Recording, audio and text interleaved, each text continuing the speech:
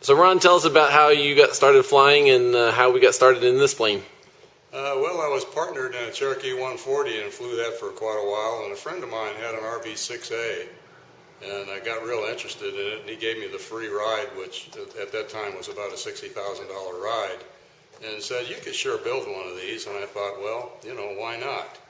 So in 2002, I started with a tail kit, and about 4 years later, we had a finished airplane.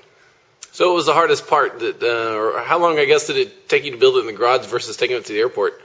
About 3.5 years. It got to a point where it really got over and above my head as far as knowledge goes, and I realized that I needed some additional help, so I took it over to Jay Pratt, RV Central, and we parked it over there, and in 6 months had it finished up, and he had me flying in basically no time at all. So tell us about the gauges. We're going to look around at the gauges. What do you have actually in the plane? In the plane is pretty standard VFR.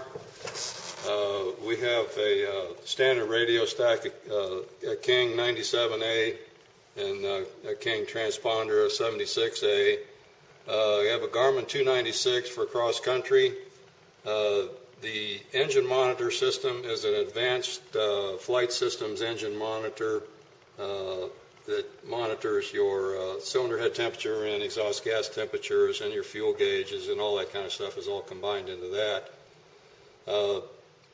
I also have a Dynon D10A, which is the artificial horizon that I use. Other than that, standard instruments, airspeed, vertical speed, and altimeter, and a turn and bank. I also installed a wing leveler, which is a True Track.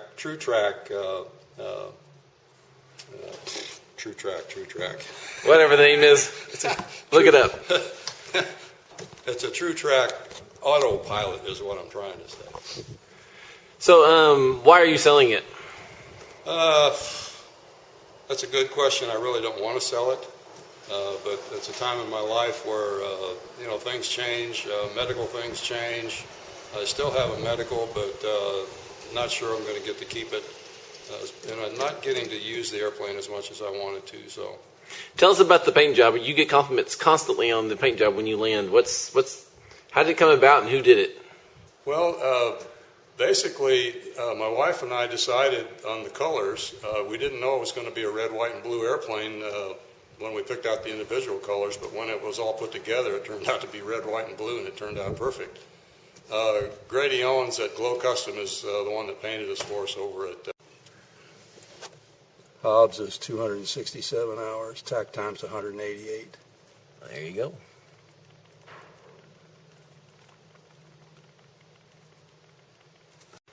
So Ron, tell us about the engine. The engine is an Aerosport Power 0360 A1A, so it's a hollow crank engine. Even though I don't have a constant speed prop on there, it can be converted back to a constant speed if you'd so desire. So how do they get a hold of you if they want to come see this beauty? They could contact me on the web at my email address, rlbarnett@msn.com, or cell phone, area code 214-908-4916, I believe it is. All right, anything last thing you want to tell them about the plane that they need to know? Other than I don't want to really sell it. That's probably probably the best plane to buy is the one that doesn't want to be sold. Yeah, I'm real concerned about selling it. I'm hoping that whoever does buy it is going to enjoy it like I have. Good. All right, well, thanks for the interview.